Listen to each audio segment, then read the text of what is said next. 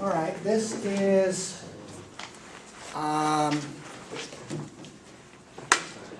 what I'm going to try and do tonight is I'm going to talk about incompatibilism, and which is the idea that free will rules out determinism. It's a very common idea. A lot of people on the street, when they hear the word determinism, they think it's the name for no free will. It isn't. Determinism is the name for a situation where the state of a system at a particular time determines its state at the next instant. That's what determinism means.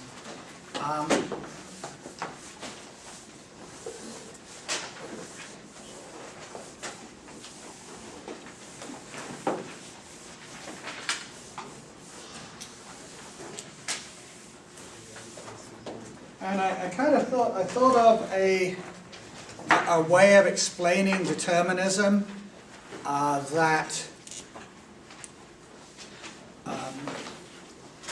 might get across the difference between determinism and some other things like fate or predetermination. So I want you to consider the solar system. The solar system is a real thing. There's the sun more or less in the middle. We have various planets.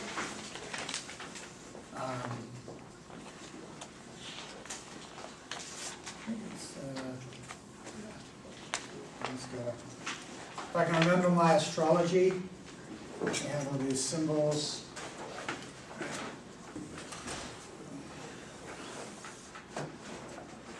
Should look it up. Come up. Symbols up before. Right. And I think there's one with like this as its symbol, but I'm not sure. So whatever that planet is. But right, we have the planets here, and let's say that this is the positions that they are right now. Right. So the blue positions are the positions that they are right now. Now, there's a difference between determinism and predictability. Predictability means we are able to know what's going to happen in the future. Determinism is when what happens in the future is controlled by what exists now. And the way to see the difference here is, first, determinism is just about the immediate moment. The situation now determines what will happen next. And then that situation determines what will happen immediately after that. Now, you can consider the solar system. And you can consider this planet, whichever one it is. Crap, I wish I knew the name of it. Let's say it's Jupiter. It's probably not. So let's say that's Jupiter on at the first second of today. What's today?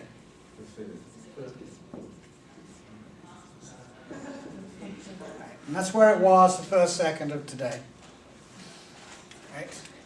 Now, let's say that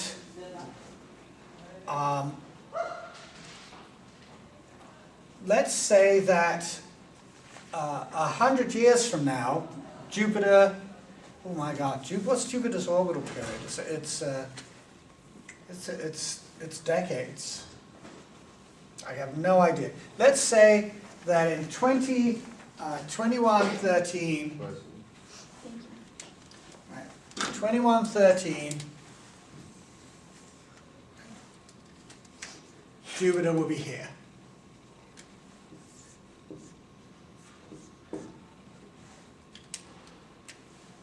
Uh, 2113 actual.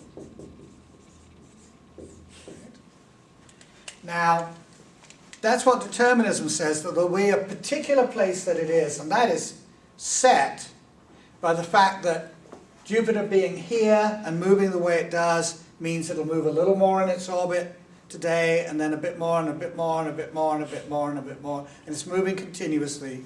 And the forces controlling it, which is just gravity and inertia, have it end up over here at the beginning of 2113. So that's what's going to happen. Now, because we have science and we have Newtonian mechanics and we have very good calculators, we can predict where Jupiter is going to be with pretty good accuracy, but not perfectly. That is, we can make very, very good predictions about Jupiter's future position because we know a lot about the solar system, and Jupiter is really, really big. And so it's got a lot of energy in it, a lot of mass. Where it's going to be, it's on its orbit, it's very hard to disturb. But it can be disturbed, and we know the effects of Mars and Saturn and Uranus and Neptune and all the other planets out there. Right, we know about all those other planets above a certain size. We don't know about the positions of the asteroids. Right? We know some of them, but not all of them. And so there's all these little tiny influences on Jupiter that we don't know about, or we find very hard to calculate. So, and we don't know Jupiter's mass exactly. We have a very, very precise, we don't know it exactly. So we can predict where Jupiter will be with very high accuracy, but not perfectly. Oops.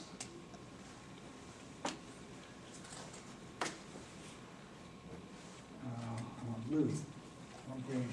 So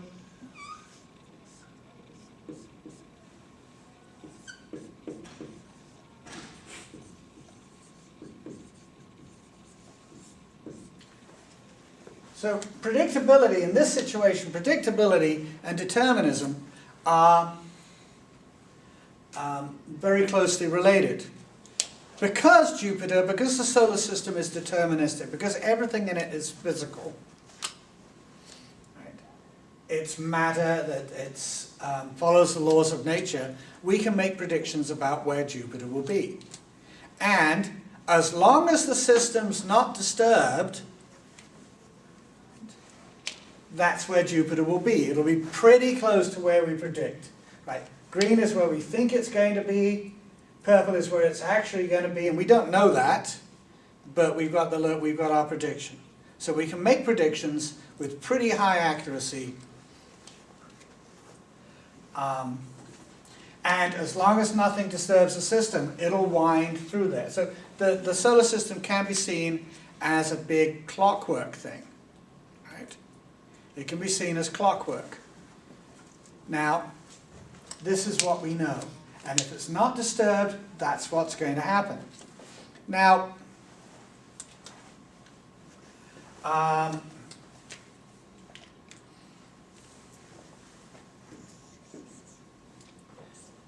this new position is determined, but not absolutely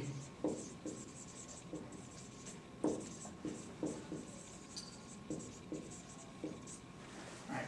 This is determined but not absolutely necessary. And what I mean by this is if you leave the system alone, this is what will happen. But suppose out from another universe, for no reason whatsoever, there comes a massive rogue planet. Right, so here's a dimensional door, a big glowing gooey magic door in the sky, like on Star Trek or something. And that's from another universe. It has nothing to do with anything. It's not a physical process. It's out of nowhere. And here comes the big rogue planet. I'll make Jupiter purple. Right? It hits Jupiter.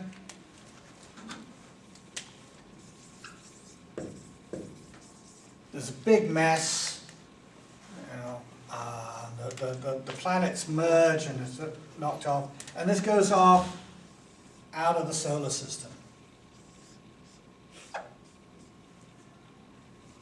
You know, just heads off in a crazy direction. Right? Which means that in 2113, Jupiter won't be there. It'll be there. Now,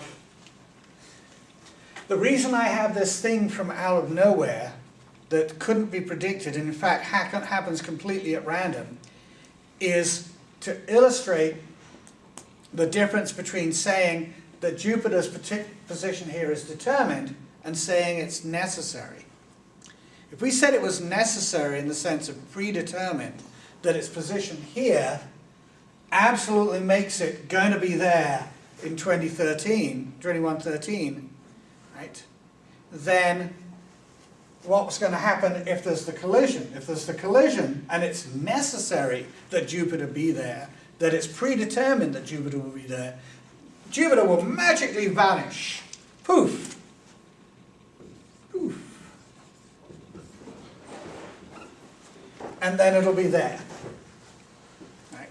Some ideas of necessity, when you use the word necessity and say it's necessary that it be there, some ways of doing that say, well, it's predetermined, it's destined to be there. But determinism doesn't say that. Determinism only says that if it's left alone, it'll get there. Because its position, its state here, determines its state here, which determines its state here, which determines its state here. If you go instant by instant by instant by instant by instant by instant by instant, and it'll eventually end up there. Because causality works instant by instant. It doesn't reach into the future. There is no reaching into the future to set what the future is. The future is not carved in stone. The future is not set by determinism. Determinism just sets the next instant. And if you leave it alone, it'll get there. If it's disturbed from something outside the system, that changes the system. And the Jupiter will no longer end up there. Jupiter isn't going to end up there because it's over there. That's what determinism says. So this is the supposed to illustrate that determinism is different from fate. It's different from predetermination. It's different from programming. It's just determinism. Okay. So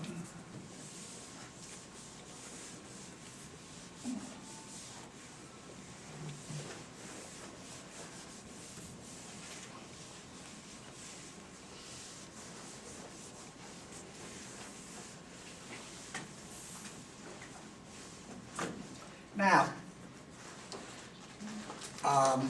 as the Holbach said, the human brain is a physical system, and it works as a physical system. It works under deterministic laws. It follows the laws of nature.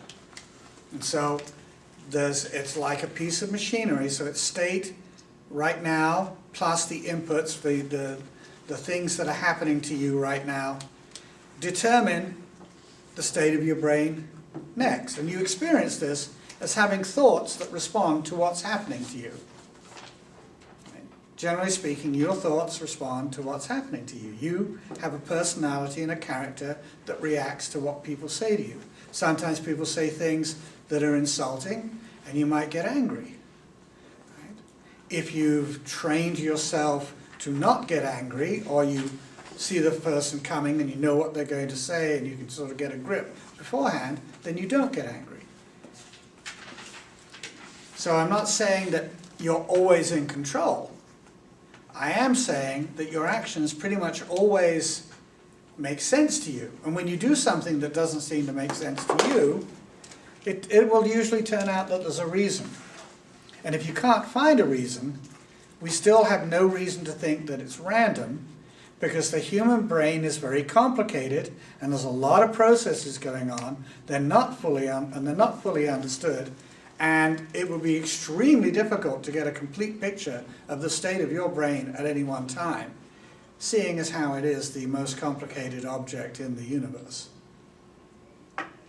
So, we have this example in the book of the guy Joe deciding to have plastic surgery, and finally he calls Dr. Evertite. And I don't like that story, because it's a succession of thoughts and impulses and ideas, but it doesn't tell you where stuff comes from. So here's what I'm going to try and talk about as a causal picture of thinking and volition, to try and look inside the brain.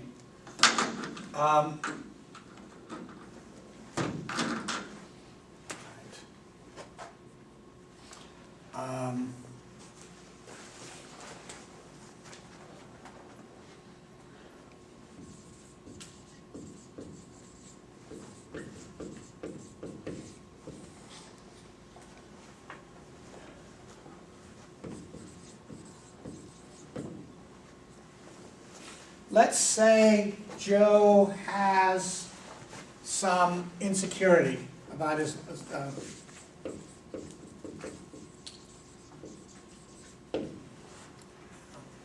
many of us have insecurity. I used to be very, very insecure. Now I'm a little better.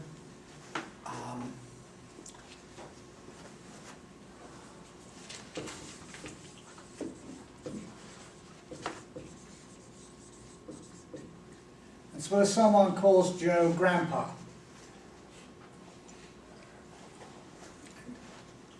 And that will have a result, the insecurity, the state of Joe plus that input will have a result, and let's say that's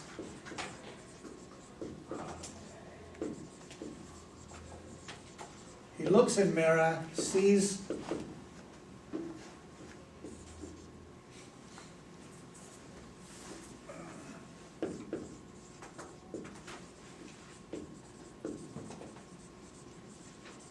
Joe goes and looks at the mirror, sees lines and gray. Right. He sees gray hair, he sees lines on his face. And then something happens in his brain, and he has the thought, I look old.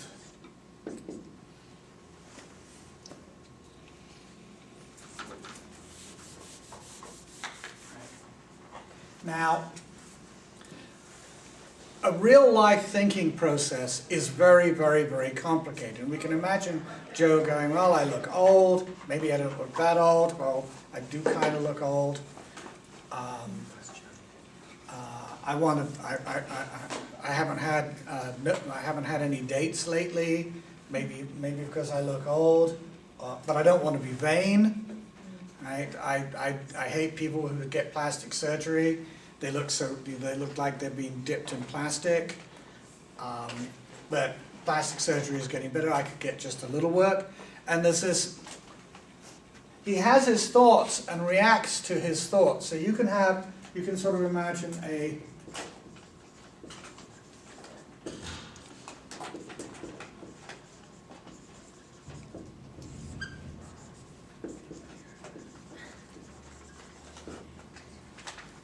So you can imagine that he's having a thinking process where one thought follows another, follows another. Each thought causes the next thought. Right? You've experienced that. You're thinking about something, you have one thought, and you react to that thought you just had by having another thought. And then sometimes you react by having a feeling, and then you react to the feeling, and holy crap, I just felt really bad, or I felt really good, or stuff like that. Right? You know what it's like to have a thinking process, to be reacting to something or thinking about something, maybe something important, maybe something completely trivial. And let's say sees an advertisement.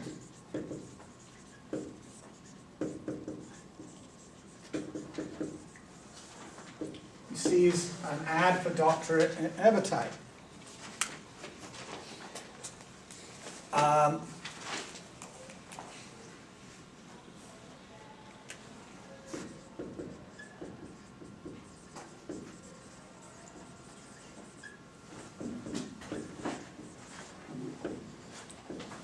And reacts to that by feeling an impulse to call Dr. Evertite. He sees the Plastic Surgery Act and he has an impulse. This is something we're familiar with, right? We all have impulses. We want this, we want that.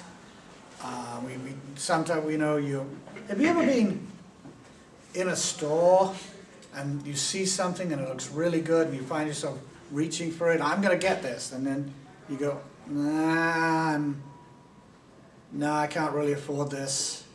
It's too expensive, put it back. Yeah. So he feels the impulse to call. But then he gets scared. That's something that happens to me sometimes. I'll want to call someone about something and then, oh no, they won't want to talk to me, and I get nervous, and then I dither a lot. I go back and forth on things. And,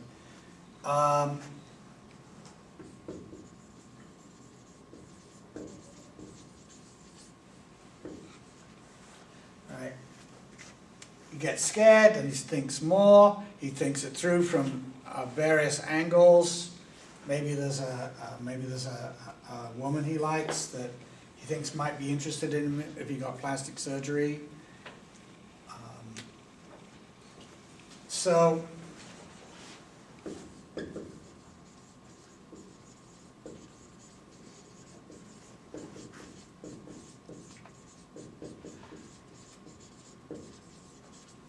then he finds he wants to look younger. I'm not saying Joe is very bright. And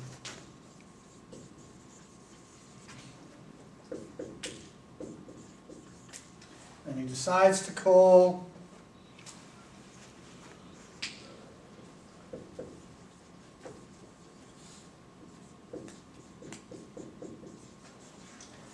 Now, in between deciding to call and actually calling, you have to form a volition. A volition is the mental part of an action. So when I put this cap back on the pen, I had a volition. That is, I had an unconscious decision to put the cap back, and that made me move my hands to put the cap back on the pen. And this happens all the time. And you have millions of volitions, thousands of volitions every day, millions of volitions every week. Just every little thing you do comes from a volition. Some of them are big decisions, like decision to get plastic surgery, and some are small decisions as to whether to keep or erase a comma in something you're writing.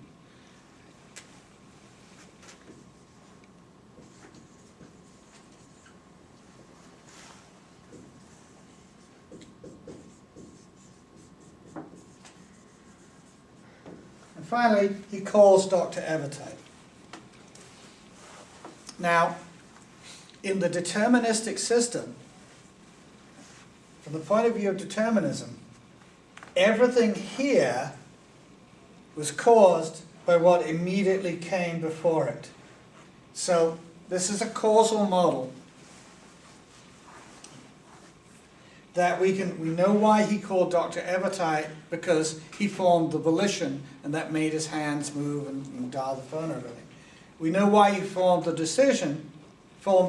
volition, because he decided to call. He didn't just half-heartedly decide, oh, I'll call. He really decided to call.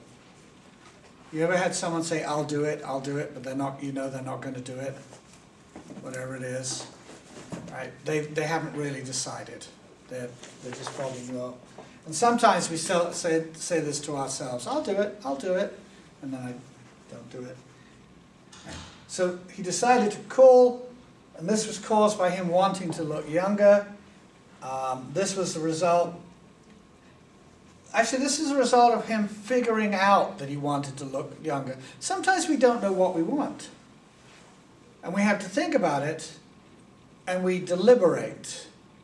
And we suddenly find, okay, no, this is the thing that I really... Have you ever done that? You've gone through a decision process. You're going to buy a computer, you're going to buy a car, you're going to ask someone out, you're going to buy a house or choose or even just furniture, choosing your furniture, or an album, or a camera, or something. Right? You look at a lot, and sometimes when you look at everything, you're like, I have no idea what I want. Then you start reading about features. Think about, like a video camera. Think about features, and think about the convenience or inconvenience of what it will do and what it won't do. And you go through this, well, there's this feature, but I don't really care about that. I wouldn't want that. But there's this thing that I really do want. This camera has it, this camera doesn't. This one, and then finally it's like, okay, this is the camera that has the features I want at a price the best price for me. I could pay more, but then I'd be getting stuff that I don't want. And you figure out what you want, right? And you find out, and then you find you want that, and then you decide to, maybe you decide to get it. And every time you decide, there's always all these inputs. Can I really afford it? So if you think about any kind of thinking process you can go through, right? One state, your state at any given time, causes your next state, because you don't do stuff completely at random. You're not thinking about buying a video camera and then you're thinking about fish, and then octopus, then aircraft carrier, then monkeys, then dinosaurs. Then you're thinking about jumping up and down and waving your arms. Right? A deterministic thinking process is one that makes sense. We don't have any reason to think that our thinking process is indeterministic. And if there was indeterminism in the thinking process, it would be an interruption. It would be that wild-ass planet from nowhere, comes into our universe, smashes into Jupiter, disrupts the whole solar system. Oh my God, we're dead. We're all going to die. Well, maybe not that bad. Right. So indeterminism would disrupt the system, and you'd have to get back on track. Have you ever had that? You've got a thinking process.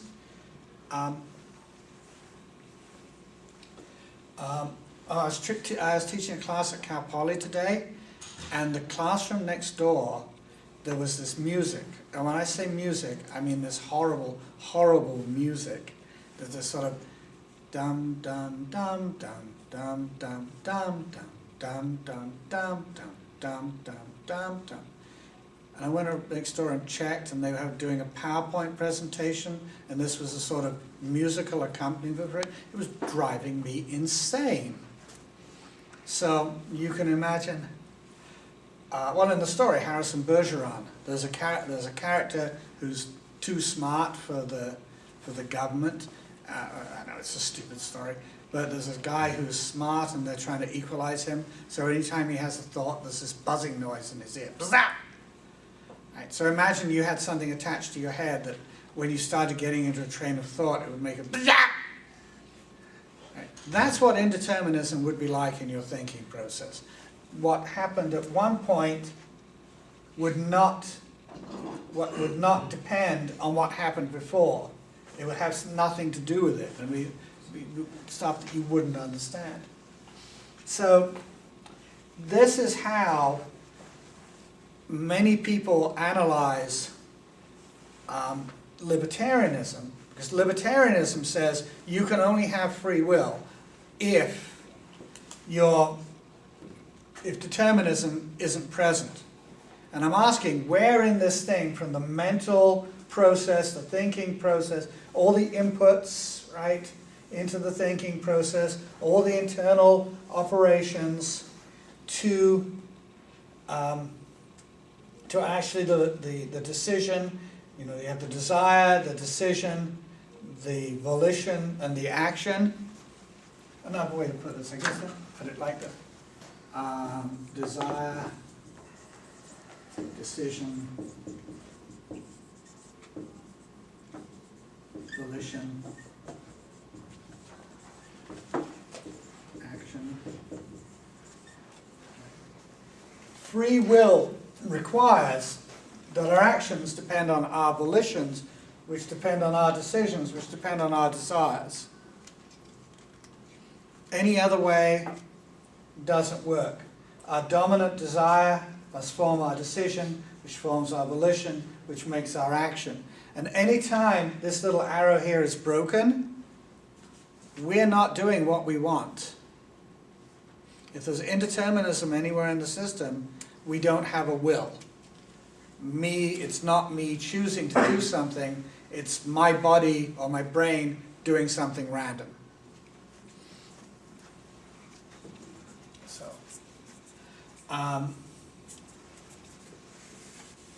any questions so far?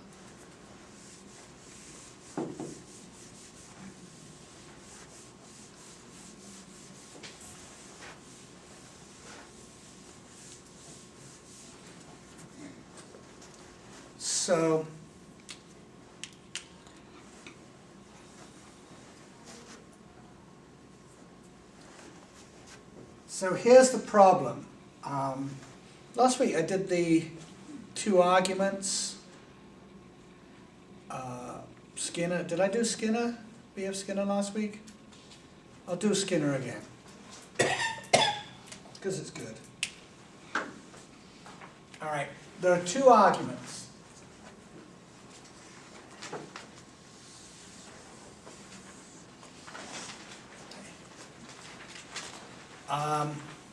Actually, I'll back up.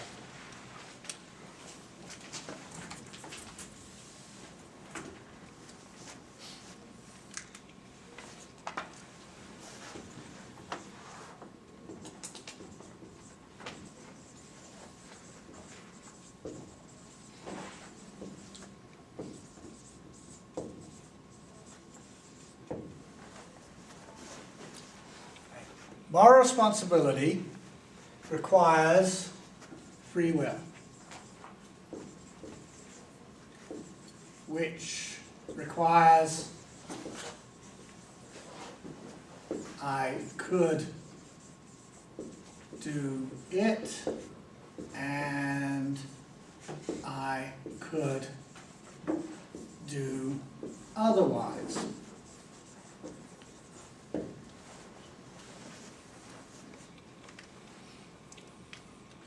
Now,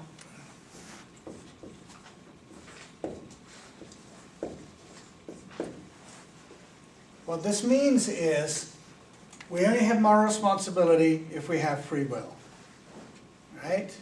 We only have free will is for any action. I could do the action, or I could do otherwise, do something else. It could be that I do it, it could be that I don't do it.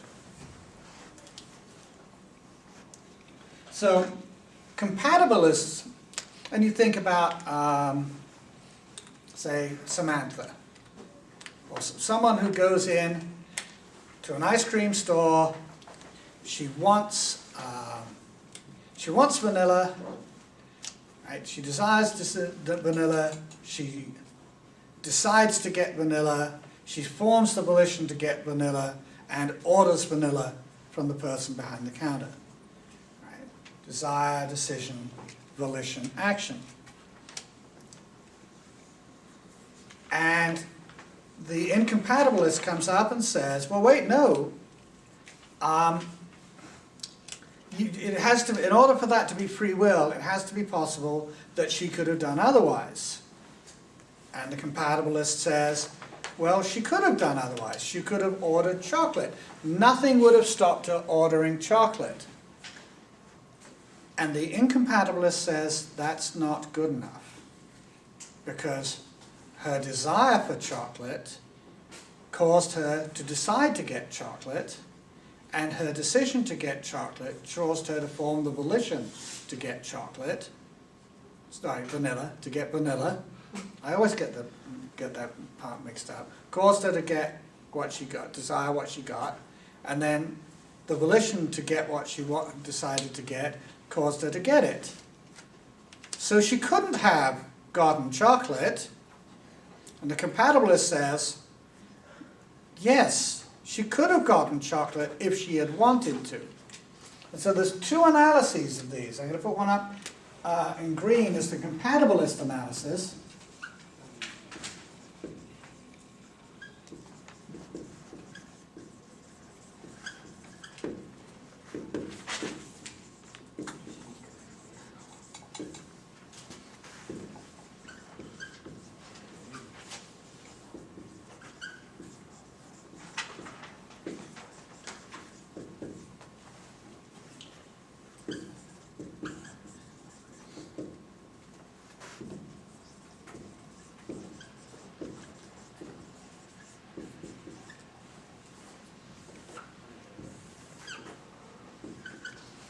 Now, I think this is perfectly fine. Donald Palmer thinks that this is remarkable.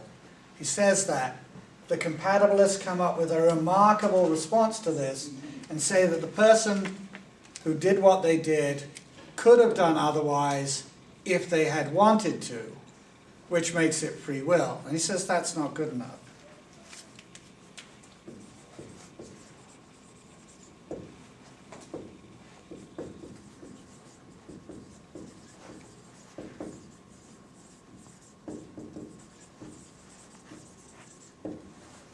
Palmer implies that this is kind of a weird reply, that it's not a robust reply. It's not a reply that actually allows for real free will.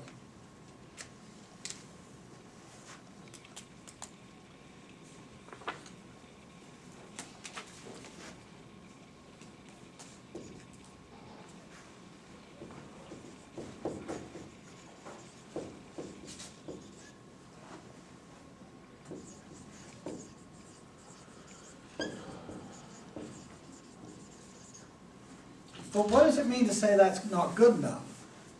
Right? What would be good enough? Right?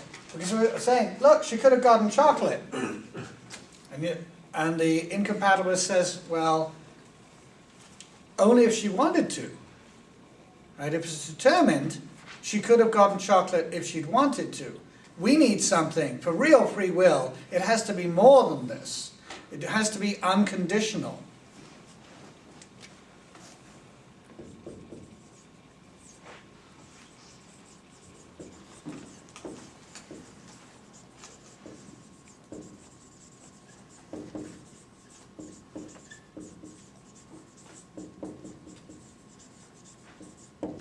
Must be, that could do otherwise, must be unconditional. So you've got to drop that here. The if she wanted to, if she had wanted to.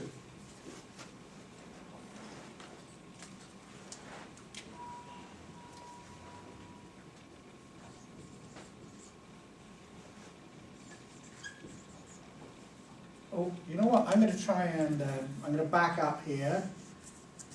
And I hope that you will allow me to back up and change this. Because I want to change Wayne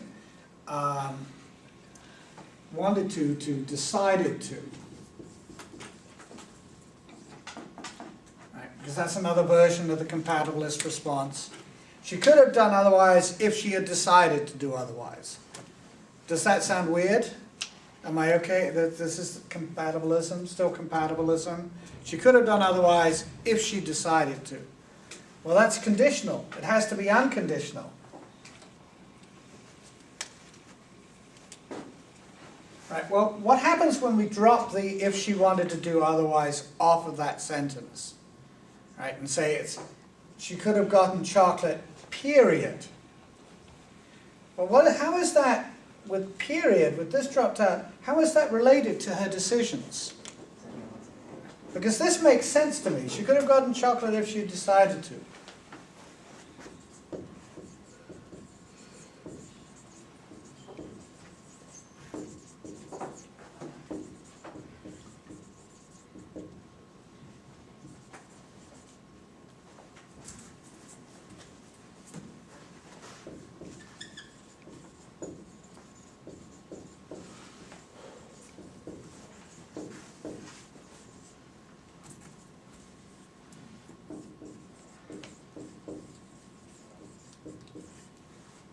if she could have gotten chocolate having decided to get vanilla. Right? So this is the incompatibilist's idea of free will. Desire makes decision, makes volition, makes different action. Or desire makes decision, makes different volition, which makes action. Or desire makes different decision. She wants vanilla, she decides to get chocolate. Or she decides to get vanilla and has the volition to get chocolate. Or she decides she has the volition to get vanilla, but she gets chocolate. Right? She doesn't control herself. So this is saying, by saying this isn't good enough, Palmer is saying you only get free will if she could have gotten chocolate whether she decided to or not. That's the criterion they want us to use for free will. That you only act on free will when you don't act on your own desires. Right? Where your desires don't control what you do. Right? I'm only getting, if I get vanilla because I want vanilla, that's not free will. If I get vanilla where it's perfectly possible that I could have gotten chocolate, even though I wanted vanilla, if I get vanilla randomly, by coincidence, I want vanilla, and I happen to get vanilla, but it's a coincidence, and it could have been because it was a random thing, and I could have gotten chocolate, or gorilla, or slapped the person behind the counter, or elbowed the guy behind me, or done a little dance. Right? It's only free will if it's random. And I think that is the most bizarre thing anyone's ever said about free will. Saying it has to be unconditional. Palmer doesn't know what he's saying. Saying that this is remarkable, that this doesn't make sense, that this is counterintuitive. He doesn't know what he's saying. Because if you say it has to be unconditional, that means it has to be unconditional. It has to be, she could have done otherwise, whether she decided to or not, whether she wanted to or not, whether she formed a volition to or not. That's what could have done otherwise means to incompatibilists, means to libertarians, that it has to be random. And that's not free will to a compatibilist. To go back to Joe calling Dr. Ebertide. Imagine, right, that he goes through all that and he forms the volition and instead knocks the phone over. To the libertarian, that's free will because he did otherwise. He did otherwise than what he decided to do. So it makes it free will. It makes no sense to me. And compatibilists say, look, if you decide that free will means randomness, that's not worth having. If you call that freedom, then freedom is a bad thing. Freedom is something that we don't really want. Now, I say if calling that freedom is just insane, that's not what freedom is. That's not what free will is. And it doesn't fit our everyday use of the word free will. It doesn't fit the way we use free will in the law courts, right? Just imagine this as a defense in a law court. Did the robber rob the bank of its own free will? No, because he decided to. Right? He decided to rob the bank, and that made him do it. Well, he could have done otherwise. It's only free will if he could have done otherwise. Well, he could have walked on past the bank and not robbed it if he had wanted to. Oh no, that's not good enough. We have to have, it has to be, for it to be free will, it has to be he decided to, he wanted to rob the bank, He decided to rob the bank. He went into the bank. He had the volition to pull out the gun and say, give me your money, and then randomly didn't. It has to be possible that his actions would be random at some point. Well, if people's actions are possibly random, that means most of the time they will be random. Right? If you think about it, there's infinitely many things you can do at any given time.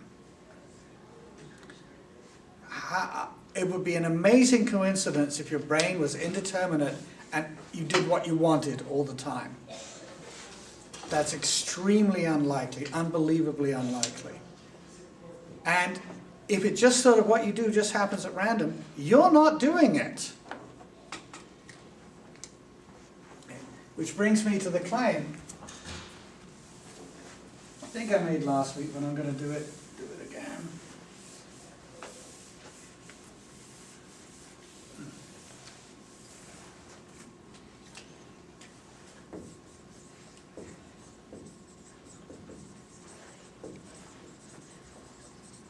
Libertarianism equals free willism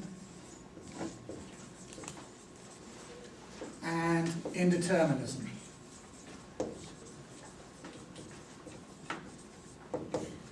Right. Libertarianism is the belief that free will exists and determinism is false, at least as far as your volitional system is concerned, at least as far as your will is concerned.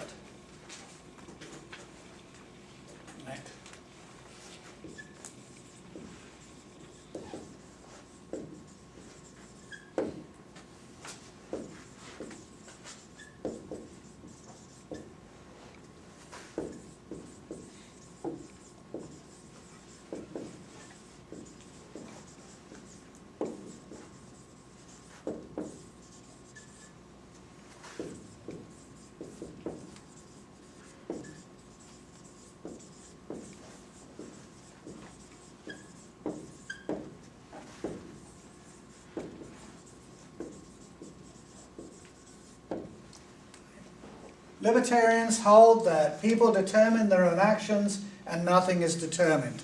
Do you see a problem with that?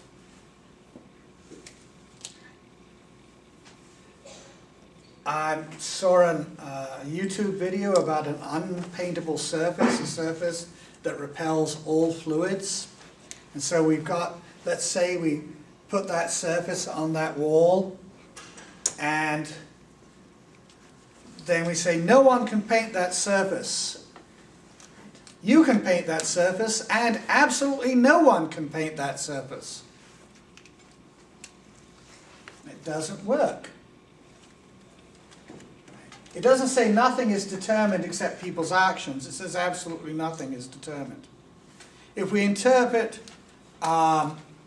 libertarians as believing volitional indeterminism, the idea that your volitional system is not a deterministic system, that it's just indeterministic, then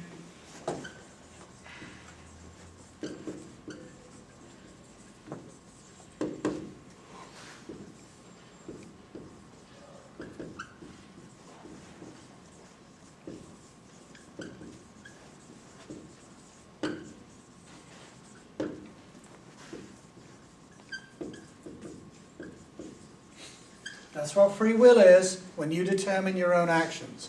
You're the one who makes you do what you do. That's where free will happens.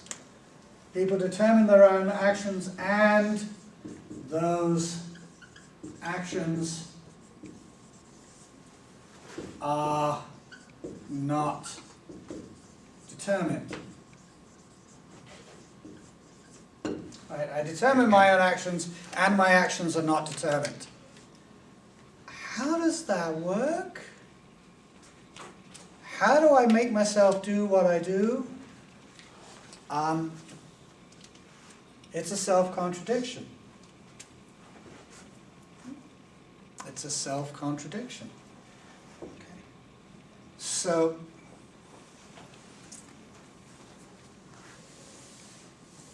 libertarianism cannot be true.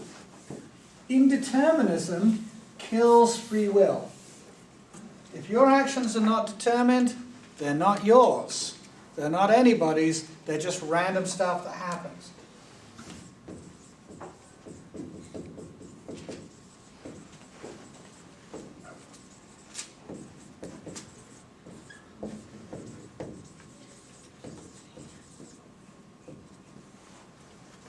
Indeterminism kills free will. That should be a comment. So, if incompatibilism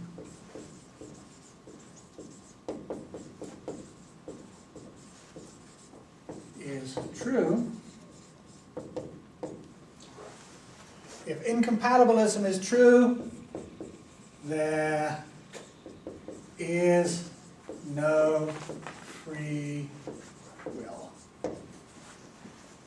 So if incompatibilism is true, there is no free will.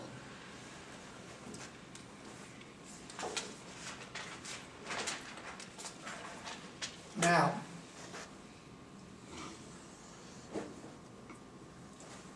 we have two parallel arguments about determinism and free will and moral responsibility.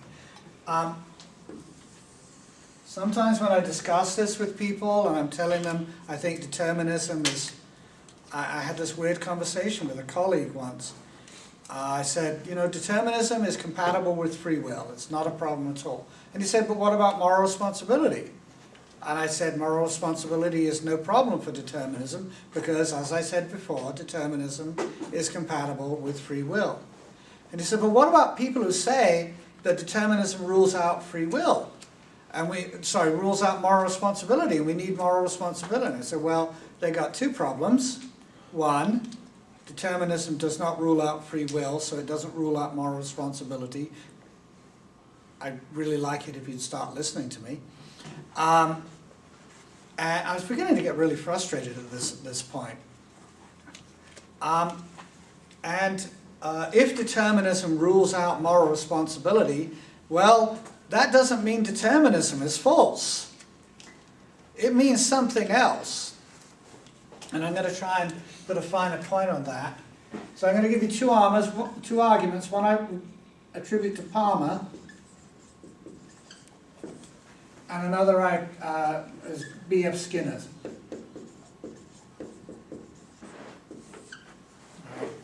Now they both believe, Palmer and Skinner both believe in incompatibilism. So the first premise here is, for both sides, is determinism rules out free will. First premise, both sides.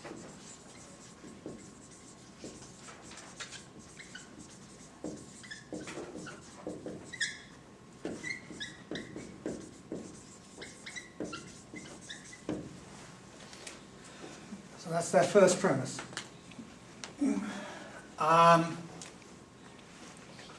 Two, moral responsibility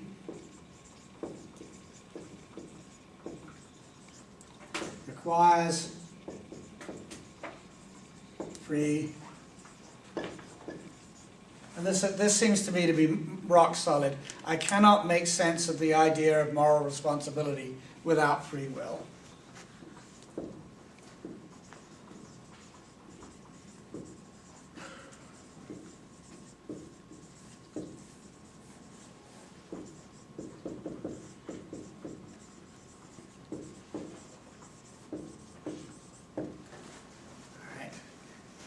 Now,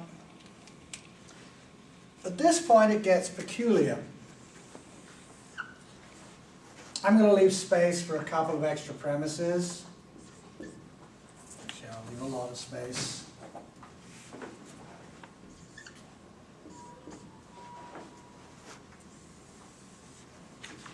I'll fill those in later. Maybe he'll have extra premises too. So on the Palmer side, we have what appears to be an argument against determinism, right? They say moral responsibility exists. I'll put that in as a premise. And the conclusion drawn from that is determinism is false.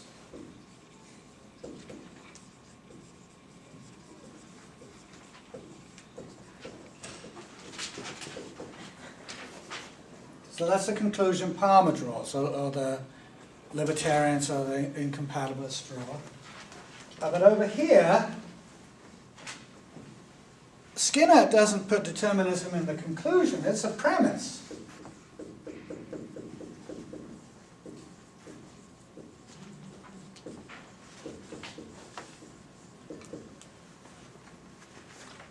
His premise is determinism is true, particularly volitional determinism, determinism regarding human conduct.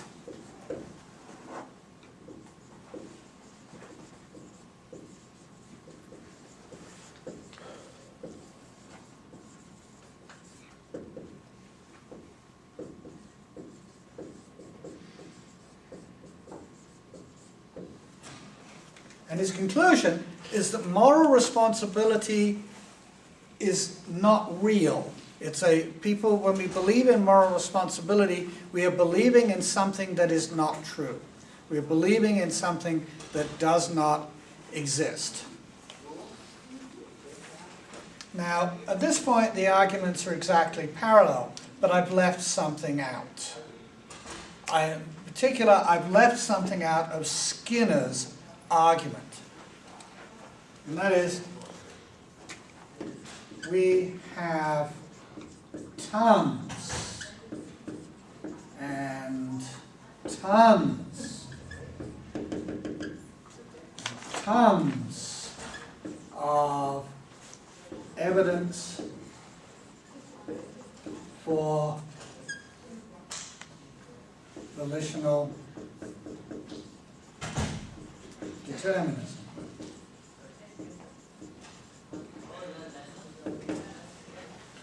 That is, we have tons of evidence that human beings are deterministic systems. The brains work deterministically. We can predict certain kinds of brain activity. In situations where we understand the whole situation, we can predict what will happen. We understand the brain. We know that when it works differently, it's because its structure is different. Different kinds of brain structure, different kinds of brain damage produce different results. So we have tons and tons and tons of evidence for volitional determinism. We know that the brain is a physical system. We know that no non-physical explanation for mental activity can possibly work. They're logically incoherent. All the evidence we have says that the brain is a deterministic material system. And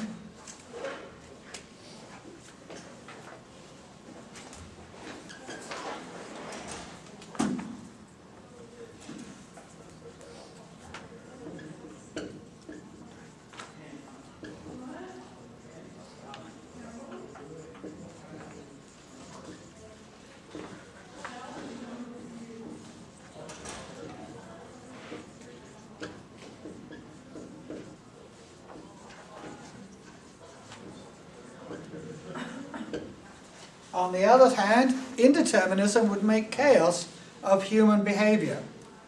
If you had indeterminism in your brain, it would be like getting epilepsy.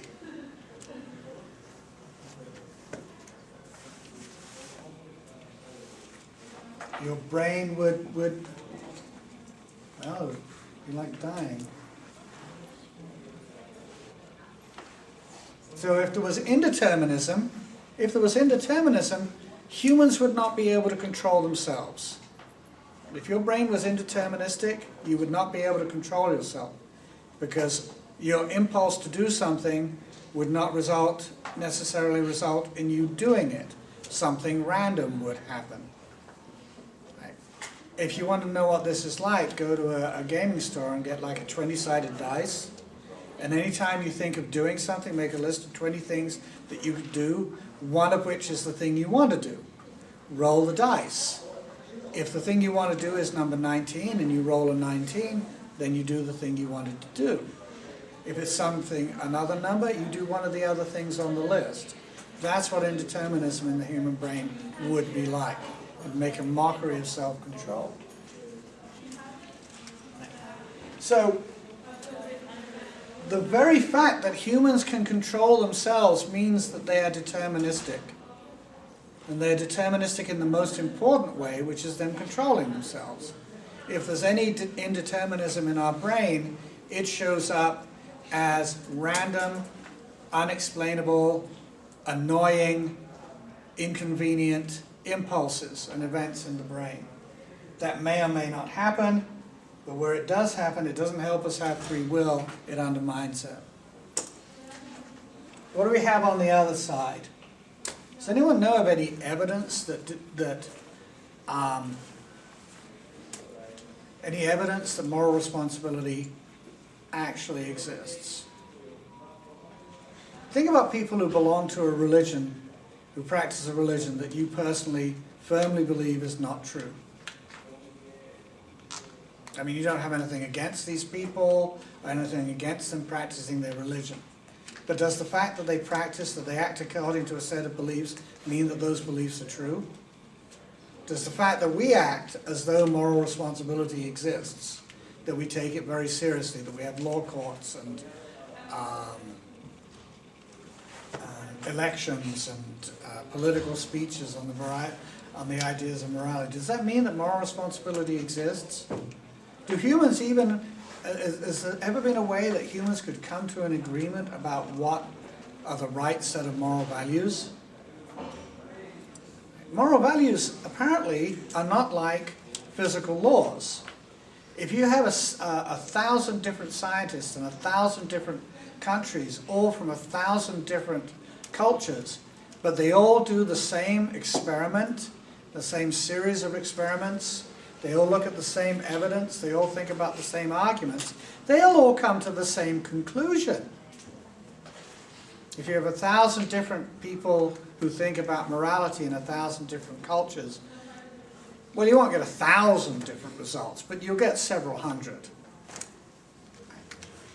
They won't agree the way scientists do. Now, I personally think that moral responsibility does exist. I think free will exists, and I think moral responsibility exists. But I could not prove that moral responsibility exists in a classroom in under I mean, it would take me hours even if I could do it. And I don't think I'd leave you firmly convinced the way a physics demonstration would.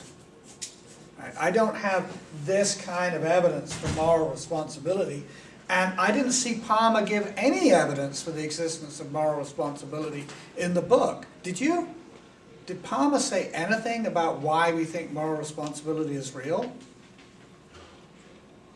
I think it's just like, if moral responsibility isn't real, ooh, scary. We'd be unhappy. Well, okay, that's not proof that something's real. So, if incompatibilism is true, there's no free will. Right? Determinism this is the stronger argument, by a mile. This is a pathetic argument. It needs something to support the idea that moral responsibility exists, and it ain't got it. So if determinism rules out free will, there is no free will, and moral responsibility does not exist. And on that scary note, we'll take a break. Back in let's say 12 minutes at 5 past.